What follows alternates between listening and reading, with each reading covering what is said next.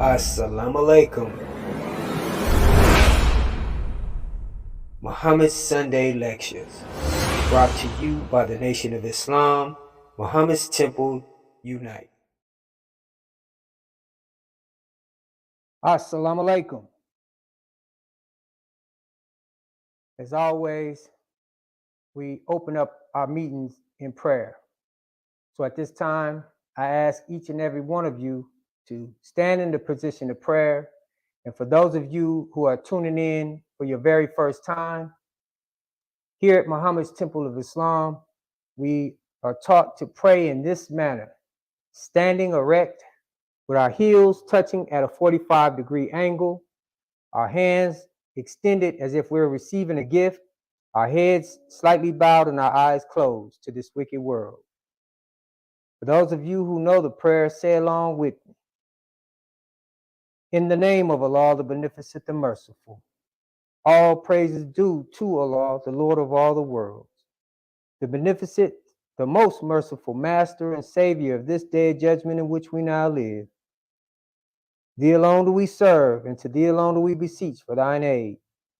O Allah, guide us along the right path, the path of those upon whom Thou hast bestowed favor, and not on the path of those upon whom Thy wrath is brought down, nor of those who have gone astray after they have heard Thy teachings.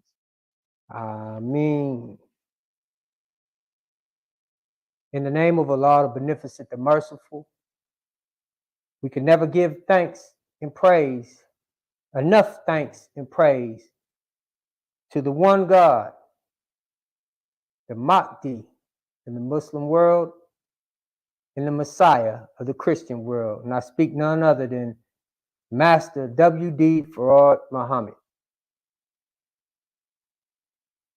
And we can never thank him for coming in the person and raising in our midst a divine leader and teacher, the Honorable Elijah Muhammad. In those two great men's name, I greet each and every one of you in our greeting words of peace and paradise in the Arabic language of Assalamu alaikum. I'd like to thank each and every one of you for tuning in and attending today, because we know that you could be any place else. So we are thankful that you are here with us to hear the truth,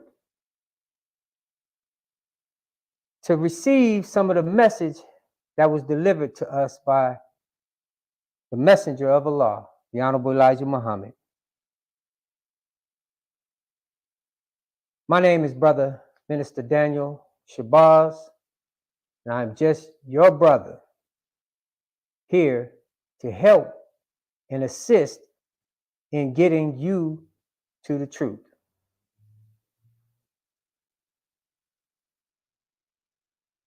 Here at Muhammad's Temple of Islam, we are not like the church. And I reference the church because many of us here in Northern America have been grown and groomed in the church house.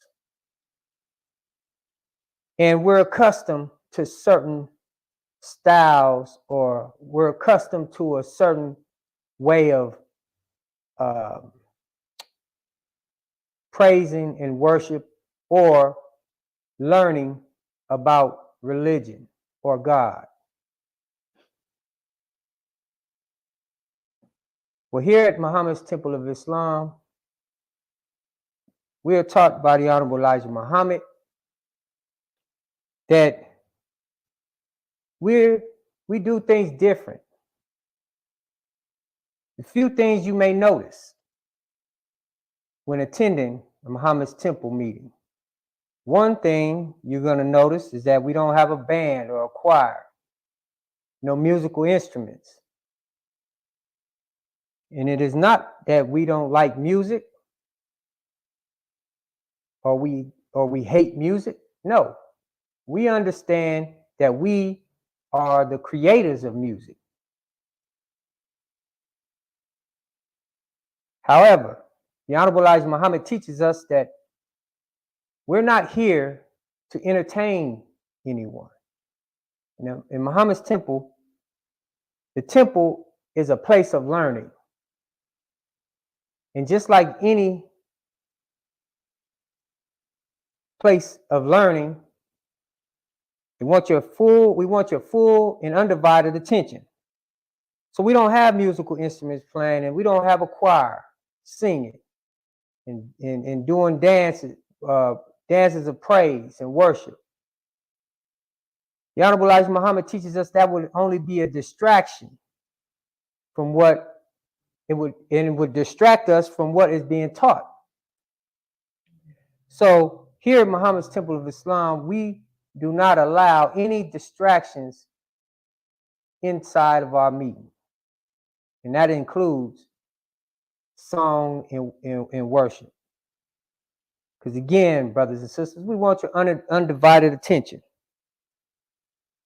And due to the severity of this time, this message and the severity of this message that must get out to our people, we don't have the time to be wasting.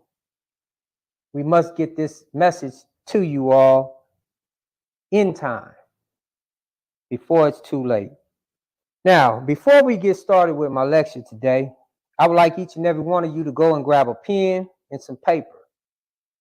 Because again, here at Muhammad's Temple of Islam, we're here to teach you. So there's some things that I would like for you to write down, take notes, and go back and revisit those notes on your off time and do some studying. Because here at Muhammad's Temple of Islam, we want you to get an understanding. We don't want you to come here, hear some good teachings, and go home, and then it's all over with. No, we want you to come here and learn the truth. Go home and research, study, because we want you to have an understanding. The Honorable Elijah Muhammad teaches us that out of all thy getting, get an understanding. So we want the understanding to be made clear. We don't just tell you to believe in what we're teaching. No, we don't just tell you to just believe. Because as the Honorable Elijah Muhammad teaches us, that mere belief counts for nothing unless carried into practice. So we want you to have an understanding. The Honorable Elijah Muhammad teaches us that we need to have a thorough knowledge of self. A thorough knowledge. Not just some knowledge. We need a thorough knowledge. So we have to do a lot of studying. We are required to study. And we encourage you all who are listening and tuning in today to study. Okay. Well, I want to give a recap of last week's lecture, part 1 of The Real Devil. Last week, I want to start first by correcting a mistake I made. Now, it ain't that what I said is not true. I just made a slight mistake, and I want to correct that right in the public. So forgive me. Sometimes when we're teaching, we're so engulfed in our topic that sometimes we miss a few things. Last week I mentioned in the history of Yaqub, who is the father of the white race. Yaqub. I mentioned that it was him and 59,000 people who went to the island to make the man. I want to correct that. It's 59,999 people, including himself, making the 60,000th person. Okay, so I want to just make that clear, brothers and sisters. And again, forgive me for making that error, or excuse me, that mistake. Now, last week, we covered a few things. We discussed the history of a little bit of the history of Yaqub. And I want to remind you all that these subjects, I'm trying to compress it down as short as I can to give you some understanding. But there is so much detail in these teachings that we can't give it to you in 1 hour. So I want you to understand that first. If you really want to get a full understanding, you're going to have to come into the temple. You're going to have to study the literature, the books that the Honorable Elijah Muhammad given us, and you're going to have to come in and get some training. Because that's the only way we're going to be able to give you a full understanding.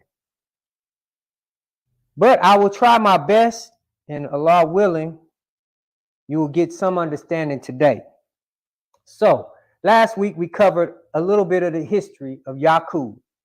We talked about the making of the white man. We went into the Bible in Genesis chapter 1, verse 26, where it talked about the making of the white man. We talked a little bit about why we call the white man the devil. Now, I'm going to repeat something because that's a good question that a lot of people ask. Why did the Honorable Elijah Muhammad teach that the white man is the devil? And I hear a lot of people tell me, hey, I believe a lot of what y'all teach, but the white man being the devil, it's like that one thing kind of turns a lot of people away. So why did the Honorable Elijah Muhammad teach us that the white man is the devil?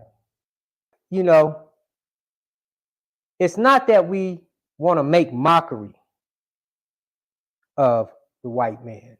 And it's not that we hate white people, why we teach that.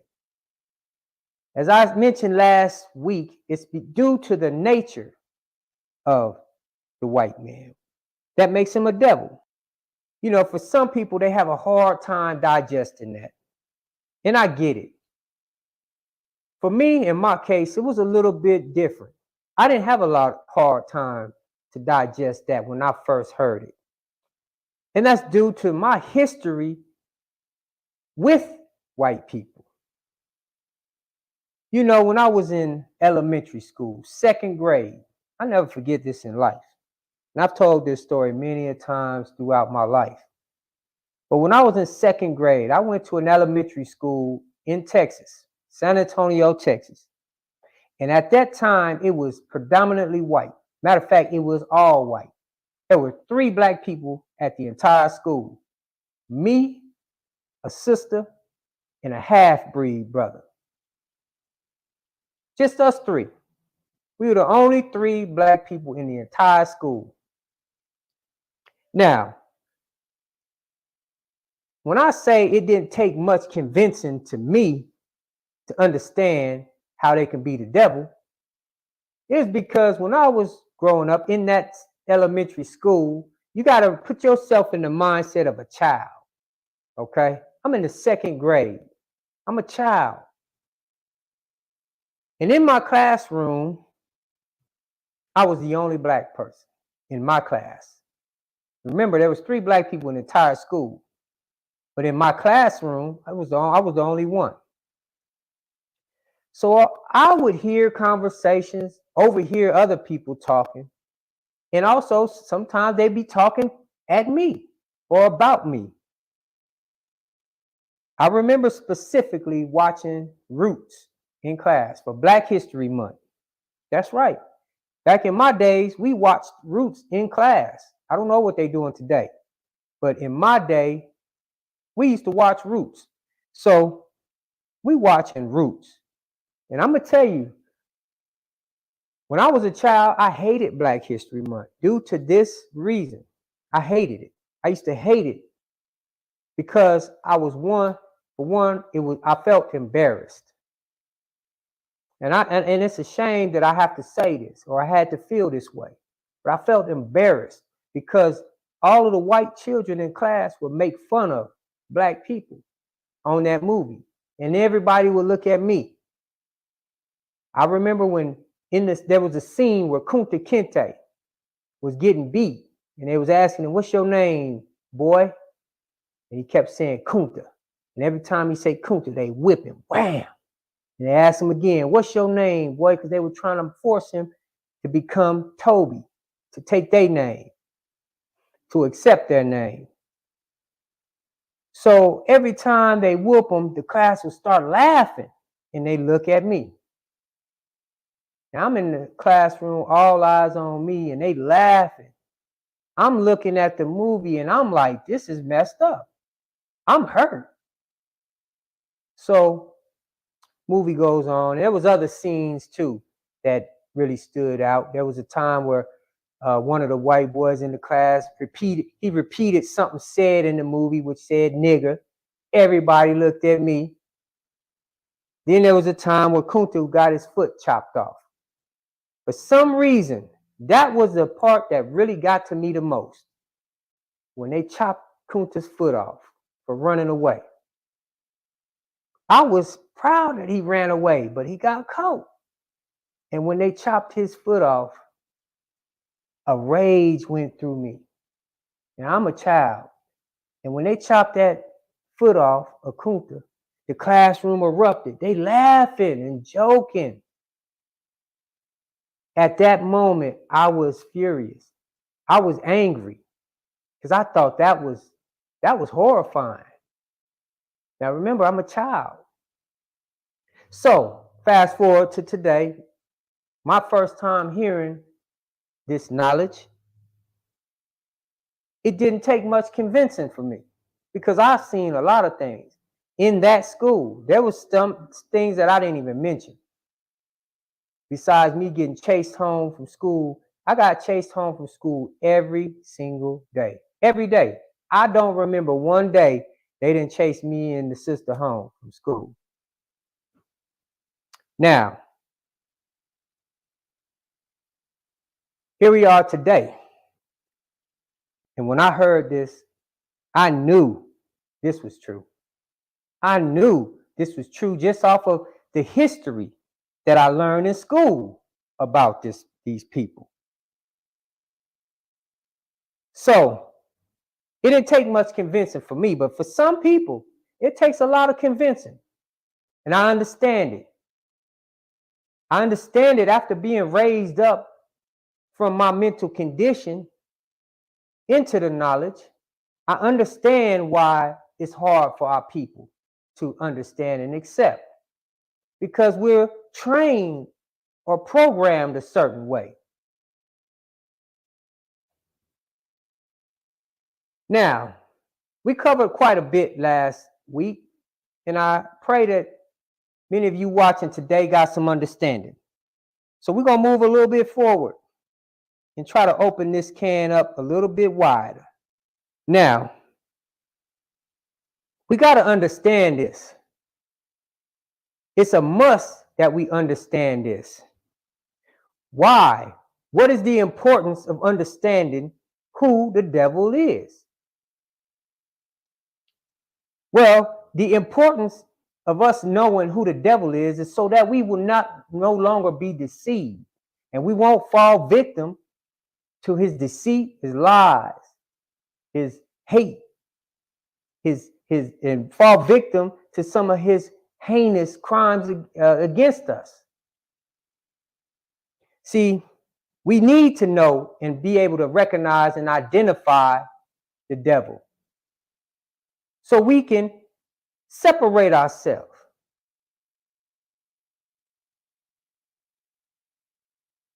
See, if we didn't know or continued to walk through life not knowing who the devil was, we wouldn't know that we are being deceived. And we'd fall into all the traps that he set before us.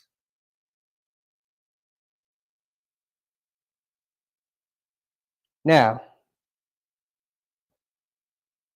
let's look at a couple examples, because I love giving examples, because I want you to get an understanding of what I'm talking about today.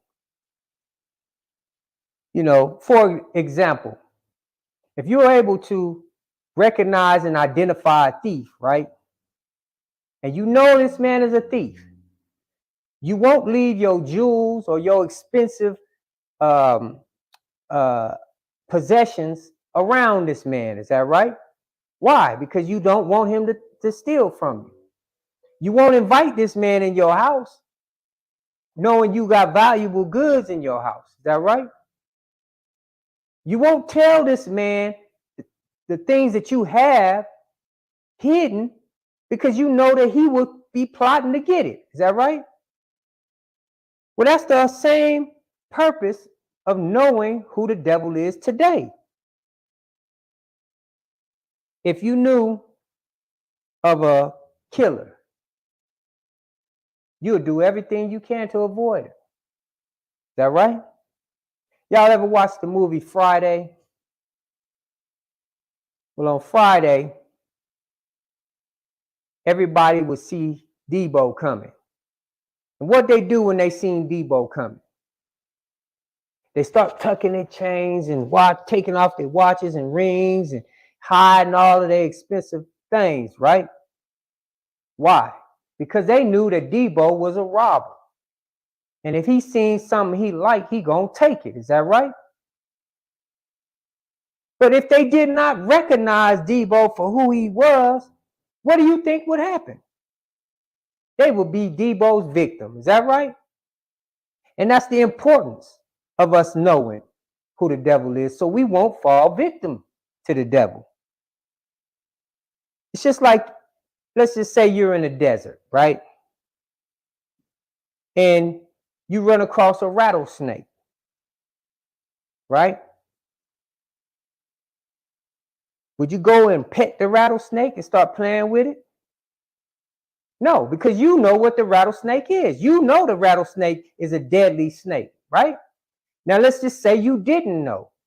What if you didn't know that a rattlesnake was deadly? And you walking through the desert and you see the rattlesnake and you go to petting and playing with it. What do you think will happen? If the rattlesnake was to turn around and bite you, whose fault would it be? Well, the Honorable Elijah Muhammad teaches us that the devil, he once described the devil and he used snakes. He said there's some venomous snakes that are poisonous, and there's some harmless snakes.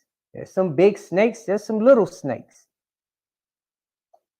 Now, when we say that the white man is the devil, we don't mean all of them are the same. Some of them are venomous. Some of them are dangerous and deadly. And then some of them are harmless. But it is in their nature that makes them all the same.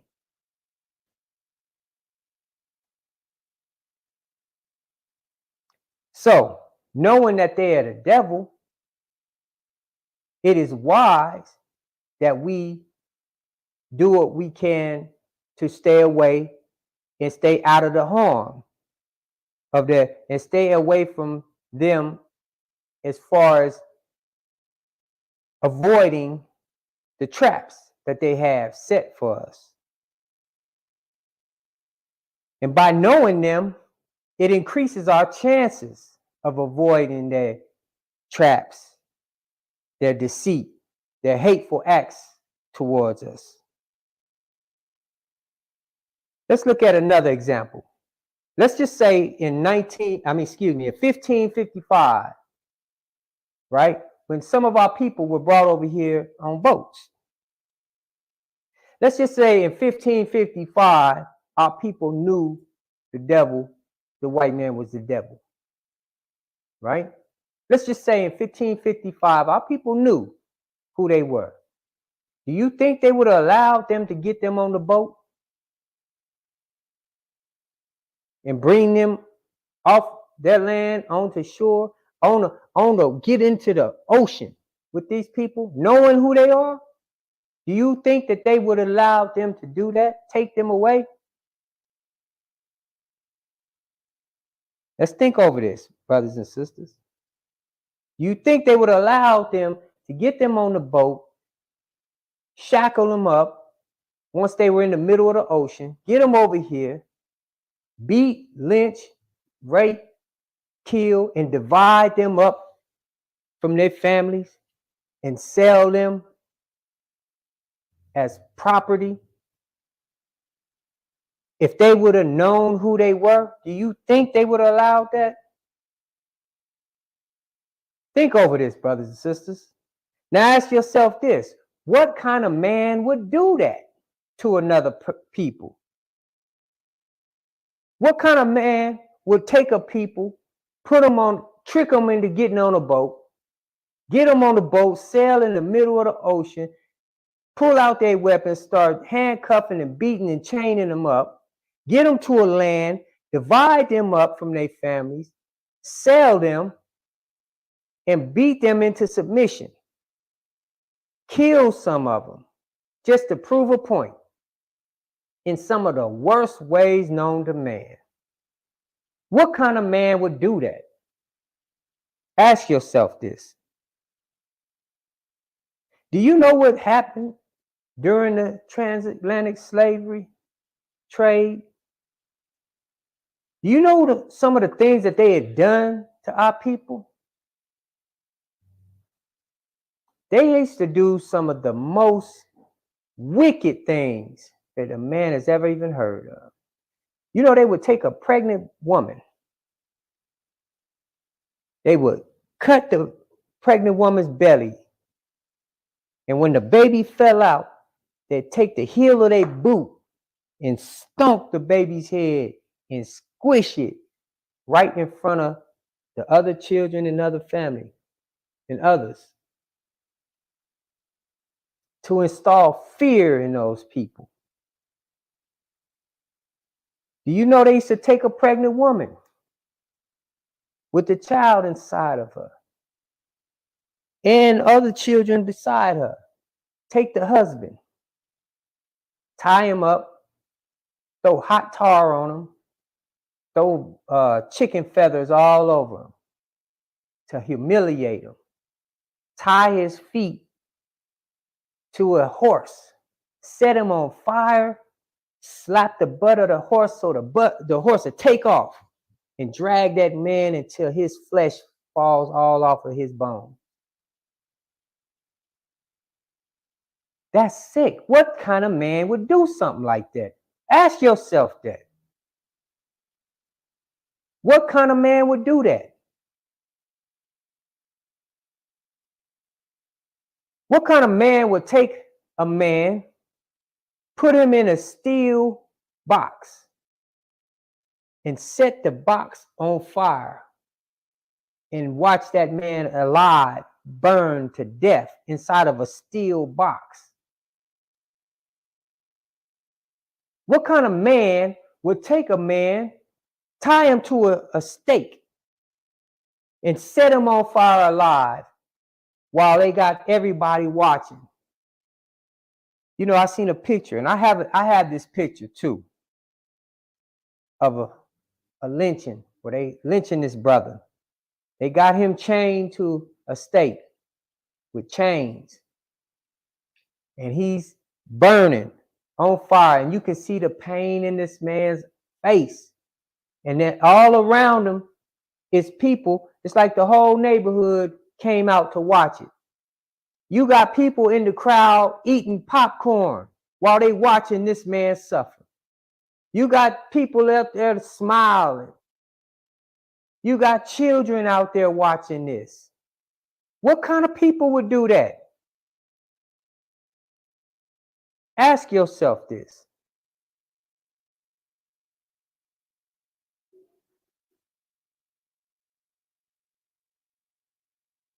What kind of people will go to another man's land uninvited? Just show up.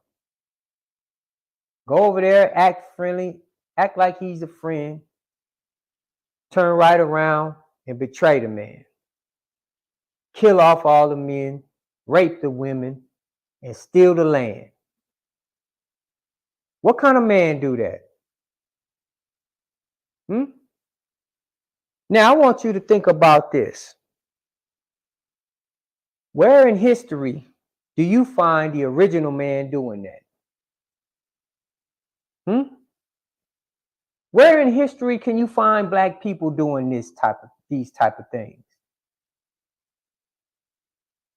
I want y'all to think about this, brothers and sisters. We don't just call him the devil for no reason.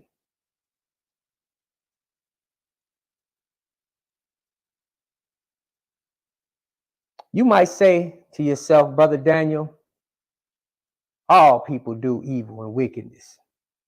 Black people do wickedness and evil too. I'm not going to disagree with you on that. Yes, we do. But where do we learn it from? Ask yourself this. Where did we learn it from?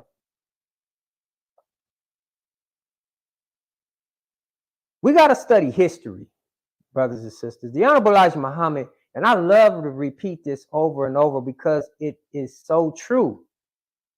The Honorable Elijah Muhammad teaches us that history best qualifies and rewards all of our research. We have to study history, brothers and sisters. I want y'all to go back and study history. What type of people would do this to another people? But again, you might say, well, Brother Daniel, everybody do wickedness. But we got to learn, where did it start? Where did we get it from? Because this is something we learned. What we see today has only been around 6,000 years. The Honorable Elijah Muhammad teaches us that there was a time, all of this came during the time of the white man. And history will prove that. We can go back and study history and we can find that out to be true. So let's examine us today. Okay? Because since we like to say that, oh, well, black people do these things too. Okay. We do. But we got to remember where we learned it from. What are we doing today? When we examine ourselves, let's put ourselves on the examining table today. What are we doing? Let's look at our youth. They're in gangs, right? We're going to look at all of the destructive things that are being done in our community. And we're going to pinpoint the root on where this comes from. Our youth are in gangs, right?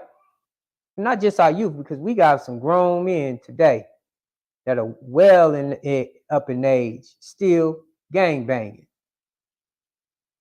So gangs, where did we learn that from? Who taught us this? You got to think. I want you all to really think. Let's go back 100 years. Let's go back 400 years, right? Now, you got to remember, our minds were erased. They erased our minds. What they did, they took our children, separated that child from his mother and his grandparents, so they couldn't teach the child, so that they can teach the child. When that child grew up, all it knew was to be a slave. That's all it knew from birth to adulthood. And when that slave had a child, it was raised up to be a slave. So let's take this for 300 plus years of this going on. From this day all the way from 300 years later, what do you think this child is going to be? You think it's going to know? We got to a point we couldn't even think for ourselves as slaves. So here we are, only 100 and something years past slavery, out of slavery. We're only freed over 100 years, right? A little over 100 years. And we still have the mind of that slave. We just coming out of that mentality, and we still have it today. So think about it. When we got free, what did we know? We didn't know nothing but how to work for the white man. That's all we knew. So we came up watching them, learning from them, wanting what they had. because we didn't know nothing else. We didn't know nothing about the homeland we came from or the homeland we had before they came. We didn't know nothing about it. So here we are today in gangs. Where do we learn it from? We learned it from watching Al Capone, right? Al Capone and Bonnie and Clyde and all of these gangsters. That's where we learned it from. So here we are today. We watched them and we wanted to be like them because we seen that they were powerful men. They got respected. They had money. They had the girls. They had the cars. They had nice clothes. They had everything that we wanted. So we followed them. What else is destructive in our neighborhoods? We see that we all carrying guns that we only gonna use on each other. They say a nigga go buy a gun to protect himself from another nigga. That's what they say. And it's true. Black people only gonna buy a gun with the intentions of either protecting himself from another black man or to go out and harm another black man. Is that right? Guns. We don't own no gun manufacturers. We didn't manufacture guns. Who made the guns? And we all can agree that a gun is a destructive weapon. Is that right? I know we all can agree on that. Well, who produced this destructive weapon? Who produced it? Was it our people that produced it? Was it that mystery creature underground that produced these guns? That produced gangs? What else goes on in our neighborhood? Robbery. Oh, we see that a lot. I've actually watched a lot of videos this week of so many robberies. Some robberies gone wrong, and then just some robberies that was it just hurt my heart to see the way our people are today. But where do we learn that from? Who taught us how to rob? We didn't know nothing about it because remember, at one point in time, we were slaves. We watched them robbing. Remember, they had the wild, wild west where they was going around doing them robberies and stuff. That's where we learned it from, watching them. Remember, we didn't have no guns. We got the guns from them, and we learned how to use them from them. What else? Pimping. Prostituting our women out. Where did we learn that from? We learned that from them. Is that right? Drugs. Where did we learn that from? Where did we get that from? We didn't have no drug manufacturing companies. We learned that from them. We wasn't in the laboratories making we wasn't in the laboratories making drugs unless we was doing it working for them.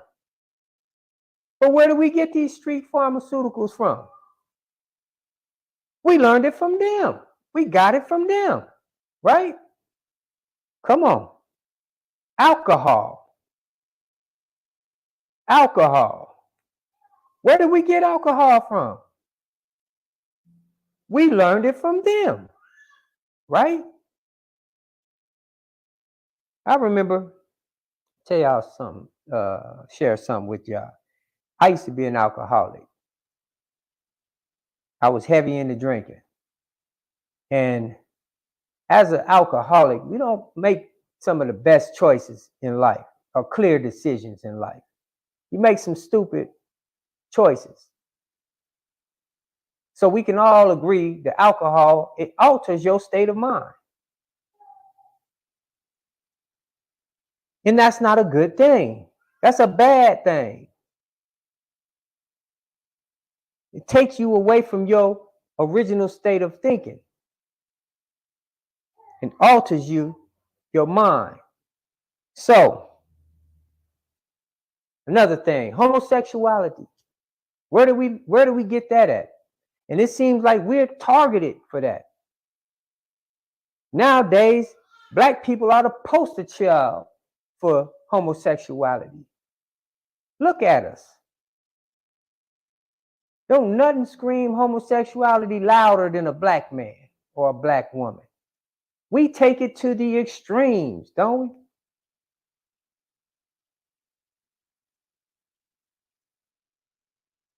So sickening. Where do we learn these things at? It's so sad. These people are so sick. They have what they call bestiality. Bestiality. That's something that they learn in the caves. That's right. Now, I want y'all to write this down. Those of you who got your pen and your pad, and I want you to do some research on it. I want you to go back and research the Dark Ages. Okay? Look up the Dark Ages and do some researching about the Dark Ages. Find out, because this is a part of their history that they teach you about, and it shows their nature in their history. Study the medieval times. Medieval. Medieval. Get it? But the medieval is spelled MEDEVIL. No, EVAL, excuse me. It's MEDIVAL, medieval. Study the medieval times in the Dark Ages, and you'll get a better glimpse of these people and what their nature is about. And then you add up all of the history that you find here and all over the world. And this will teach you exactly what the Honorable Elijah Muhammad was trying to deliver to us. It shows you that, and it bears witness to what he was teaching us. Go back and study their history. And again, I have to repeat this. History best qualifies and rewards all of our research. We can learn a lot from their history. You know, and it's important to study history. Why? Because it gives you an understanding of who or what you're dealing with. For an example, when we want to hire somebody, right? We go through what they call a history, their job history. We want to find out what they've done in the past to qualify themselves for the position that they're applying for. Is that right? History. This is why it's important. This is how you get to know a person. When you meet a person and you want to get to know that person, you ask questions about their past. So that gives you an idea of what type of person you're dealing with. Is that right? You exchange histories with a person you just meet because you're all trying to get to know each other, right? And then once you go through the history, and then sometimes you have witnesses that was there at certain times that can bear witness to what they're telling you about their past. So now you get a better understanding of that person. Is that right? You get to know that person. Well, this is the same thing we're trying to get over to you, so you can get to know your open enemy. You can get to know the devil, because it's important that you know these things. For one, so you don't fall victim to any of their wickedness. And for two, so you don't end up in the same place that they are headed for, and that's doom and destruction. Now, history.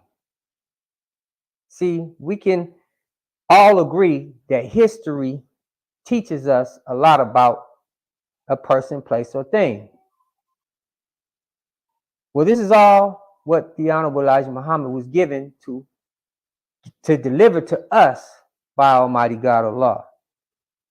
Is history. Not just history of the past. Like I said and mentioned in our last video, when the black man write history, he write it today about tomorrow.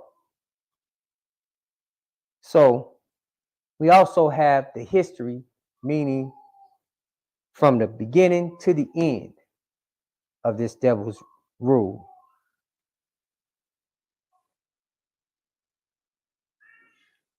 And it's important that we learn this again, so we won't be deceived, brothers and sisters, because they are still constantly working day and night to deceive you and I. They are working hard day and night to deceive us. And see, many of them know this history. They know their history. Many of them don't know their history. But those up top ruling the world, the ruling classes of this world, they know their history. This is why they hid, or should I say their hidden history. They hid it from even their own in order for them to rule. They had to hide themselves, because if they came out and told you they was the devil, we wouldn't fall for it. We would never fall for their tricks. We wouldn't trust them. So they had to hide their history, because if we was to ever discover their history, we would discover who they are. So they hid it. And what they did, they formed secret societies. And you all are familiar with Skull and Bones, Illuminati, and all of these other different groups of secret societies, right? Now, these secret societies hold secrets of their history. They know about them being kicked out of Mecca. They know about them being ran up into the hills and cave sides of Europe, known as the Caucasus Mountains, hence the name Caucasian. They know their history. This is why they do rituals in their history, in which today we know because it's all being revealed. See, ever since Master Fard Muhammad has come on the scene, he brought the truth. And that truth is light. And he shined that light on everything. So they can't hide no more with them secrets. Them secrets are being revealed. And even to this day, things are popping out. Look around the world today, you see all the secrets being revealed. Who would have ever thought that P. Diddy would be going through what he's going through? Now all his secrets are popping out. Who would ever thought that the Trump administration will be going through what he's going through? All his secrets are starting to pop out. Biden's secrets popping out. You got the scientific secrets popping out. You got all of these military secrets popping out. Everything is starting to be revealed because Allah is shining a light on everything, because it's time, brothers and sisters. It's time for everything to be revealed. And as the Bible teaches us in 2 Thessalonians chapter 2, I believe it's 2 Thessalonians. Give me 1 second, brothers and sisters.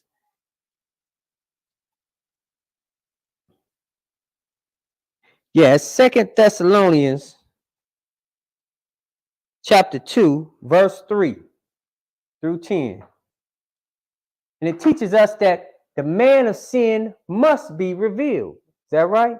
Or will be revealed. The man of sin will be revealed. Now, I know last week we covered on the devil being a man. Many of you may still be on the fence in believing or accepting that is true. But all through the Bible, it teaches us that the devil is a man. It teaches us that. This is why I say the man of sin will be revealed. He must be revealed. He was hidden. And today, that revelation is being made right in our face. The Honorable Elijah Muhammad was given the truth and taught us about this man and revealed him, just as the prophecy said. The man of sin will be revealed.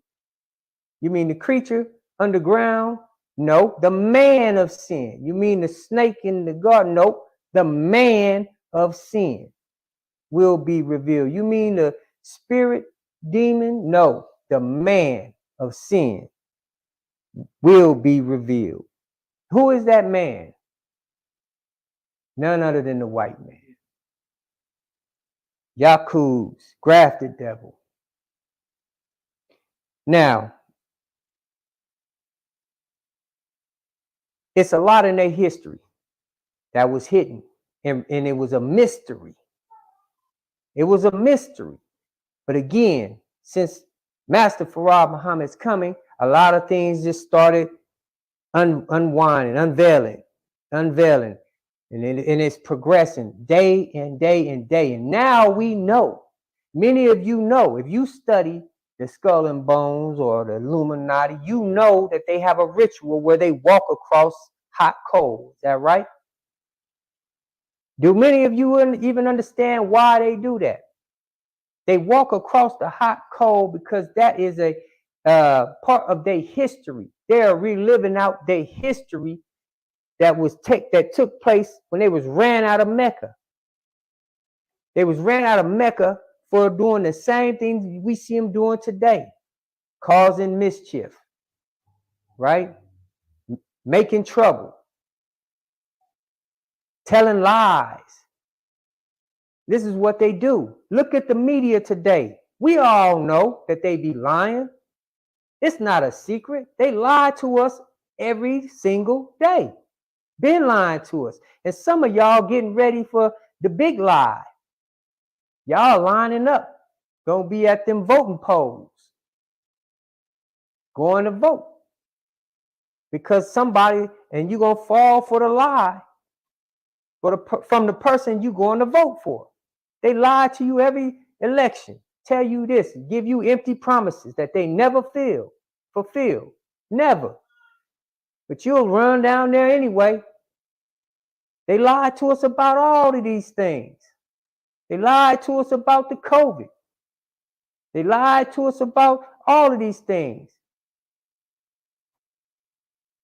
They lied to us about the religion that they call the religion of God. That's right, brothers and sisters. They lied to us. They lied and said that Christianity was the religion of God and had us believing in it. And we, being such foolish people, we didn't even challenge it. We didn't question what they was teaching us. We took it without no proof and believed it. But we didn't know any better. Now the truth is here, though. That veil has been lifted off of that religion. Now we know that we've been lied to. Many of you know it in your heart, but you still hold on to it because that's all you know. You've been into that religion your whole life. Your parents was Christian. So I get it. I was raised in a Christian home myself. So I understand how strong belief can be. But again, belief counts for nothing unless carried into practice. We want the truth today. We want the truth. We don't want to live on just believing no more. You can't tell us that. In our lessons, is ask us a question. Say, can the devil fool a Muslim? And the answer is not nowadays. Why? Because nowadays we know who the devil is. We know who the devil is. You can't fool us today. We're not going to fall for the okie doke because we know. And we want to get this over to you all so you all will know as well. And you have a better chance of making a decision whether you're going to remain holding on to this world or you're going to let go. This is a day of decision. We got to have a clear decision today. And again, we don't want to force anybody into believing what we believe. Oh no. Islam is not forced upon no one. It shouldn't be forced on to nobody. Nobody forced me to be a Muslim. I came on my own free will, just like all the others that I know. They'll try to tell you, oh, Islam is a slavery religion. No, it's not. It never was. They try to say that the Muslims had enslaved, or they call it the Islamic slave trade. I've heard it phrased that way. Islamic slave trade, that's a lie. That's a contradiction. You can't have Islamic and put it in the same sentence as slave trade because it goes against each other.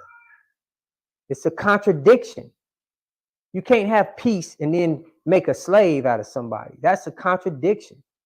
Now, what it was, what would have been more accurate if they would have said an Arabic slave trade. You see where I'm going with this? An Arabic slave trade. The Arabs had slaves. That's not a secret. But it wasn't Islam that enslaved anybody. Yeah, the Arab slave. And see, this is the thing. Many of our people confuse Arab culture with Islam. Two different things. But we're not going to talk about that today. We're here to talk about this devil. So I just wanted to clarify a few things for us. Because brothers and sisters, it's important. It's important that we understand the truth today. For the simple fact, we all have to make a decision. We're at the end of time. What time? The end of this world that was ruled by the devil. Remember last week's lecture, we talked about the devil given 6,000 years to rule. Is that right? We're at the end of that 6,000. That 6,000 year is up. It was up in 1914. The only reason why the devil was given an extension of time was because of you and I. Allah is so merciful to us. He wanted to save us that he gave us time to get ourselves together. And the devil only buying himself time by keeping you tied to him, by keeping us out here on this foolishness, keeping us away from learning the truth.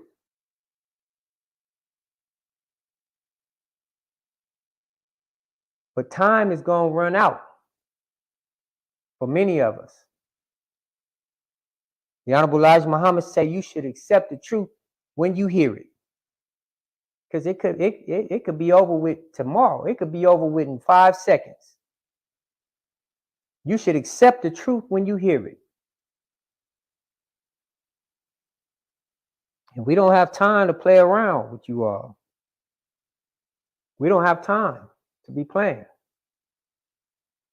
I advise each and every one of you, brothers and sisters, to come, accept your own, and be yourself. Righteous Muslim. Accept your own. You know, there's so much more to go over. And there's so much more to teach you all. We don't have a lot of time to teach you all in one lecture. This is why we have classes.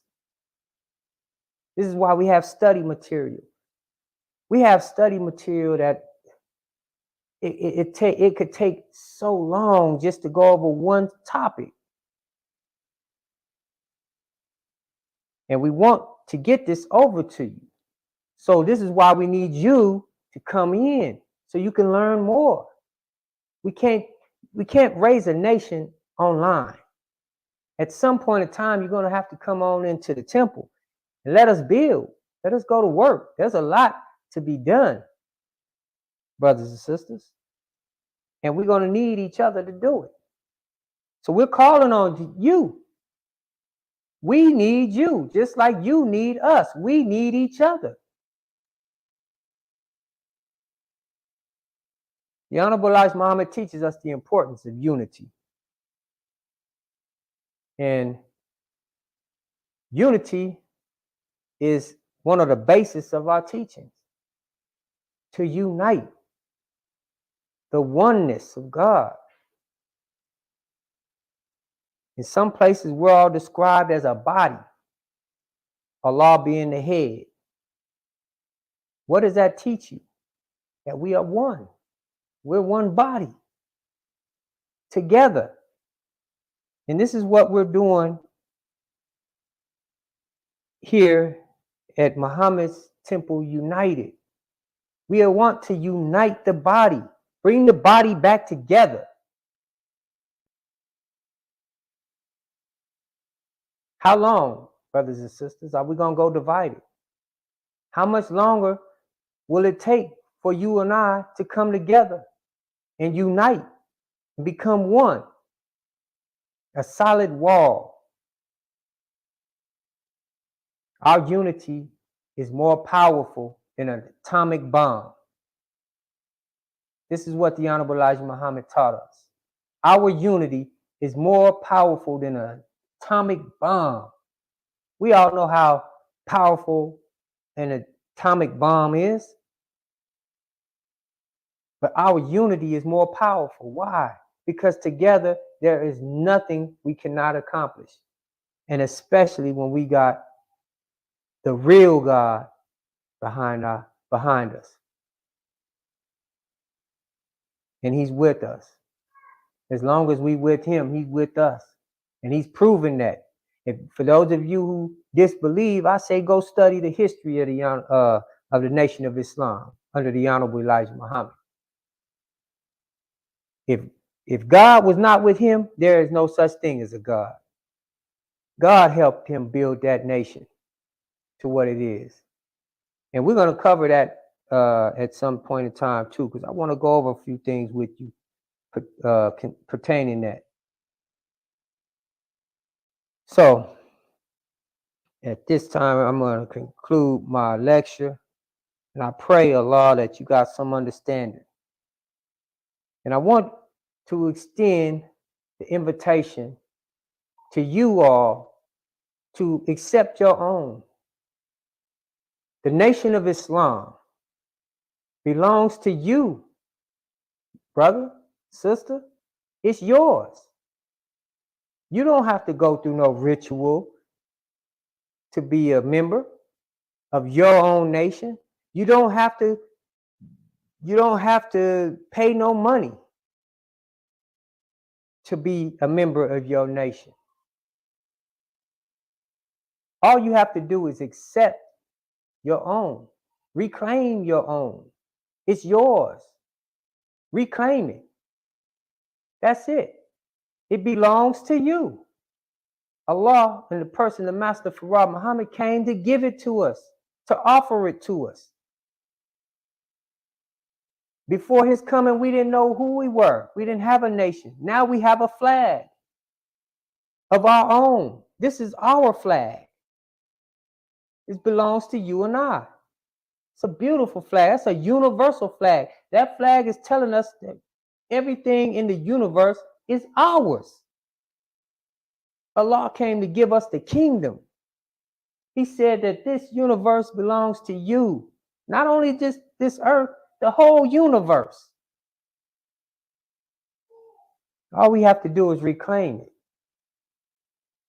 and go to work on ourselves, because we have to qualify ourselves in order to receive it. It's just like if you were, let's say you win a prize.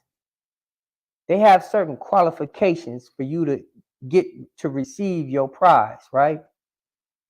You have to qualify this. You have to have this. You have to have a state issued ID. You have to have all of these things to get the qualifications, right? Well, this is the same thing with our nation. Yes, it belongs to us. It's ours. But are we qualified enough to own it, to maintain it? We have to qualify ourselves.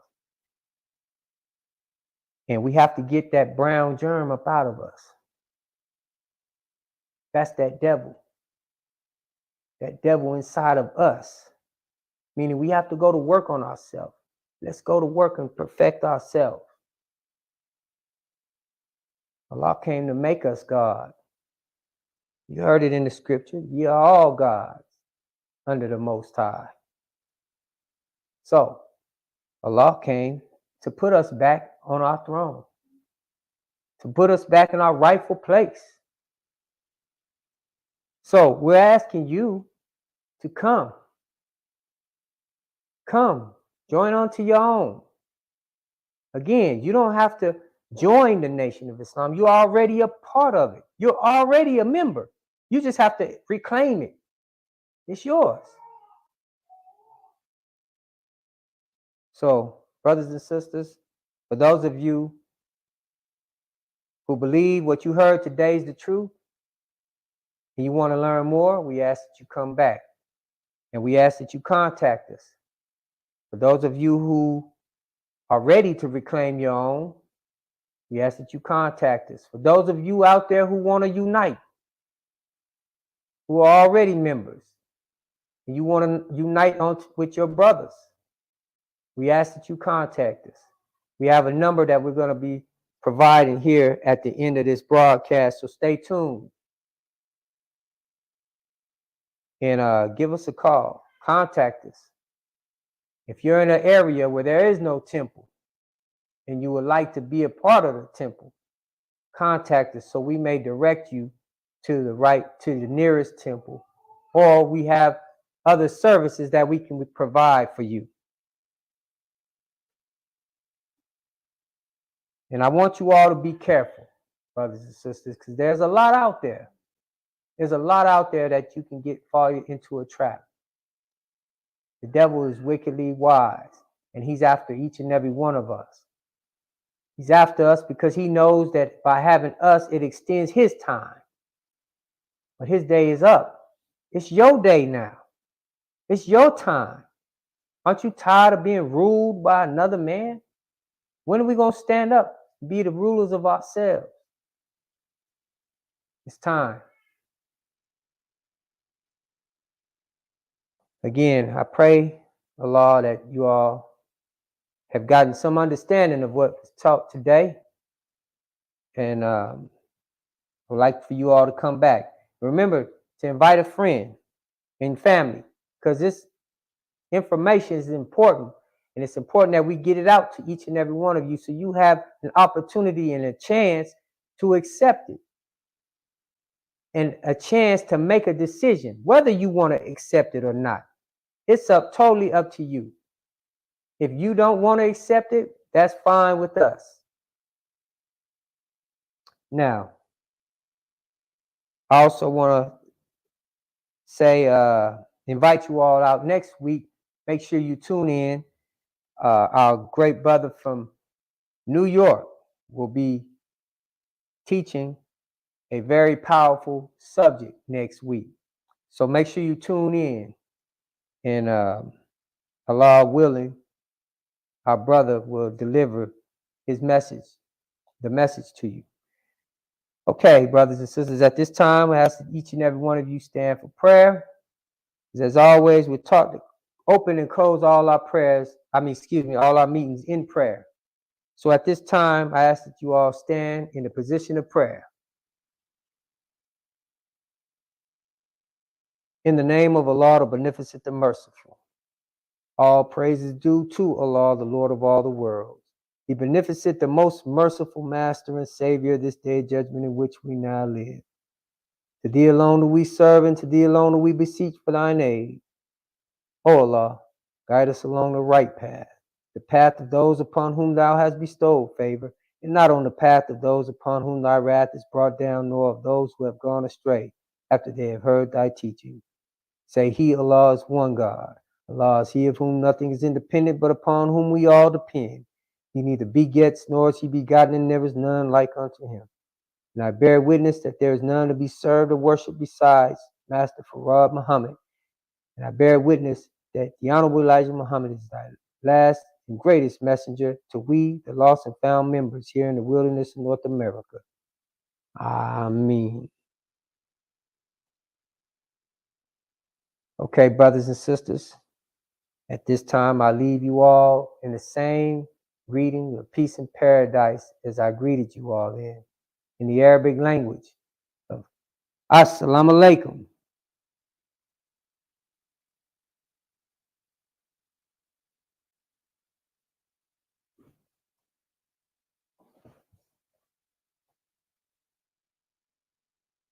If you believe what you heard taught today on Islam is true, and you would like to learn more or you are ready to accept and reclaim your own, contact the Lost Foundation of Islam Muhammad's Temple United at 623-312-4352. Again, that's 623-312-4352. We thank you for joining us today and we ask that you return next Sunday and invite your family and friends. We ask your support so that we may continue to get the truth out to our people. You may contribute by donating to our Cash App at $MT United, that's $MT United. The Lost and Found Nation of Islam Muhammad's Temple United is seeking to unite with all of the believers in temples across the country. If you are a member or a part of a temple, or if you have a temple, contact us and let us unite one nation under one way of life, Islam as taught by the Honorable Elijah Muhammad. Don't see your city or state? Let's change that. Let's unite and put your temple on the map of unity. Let us not come together in unity in belief only, but let us come together and unify as one in practice. The time is now, black man and woman. Your nation awaits you. Assalamu alaikum.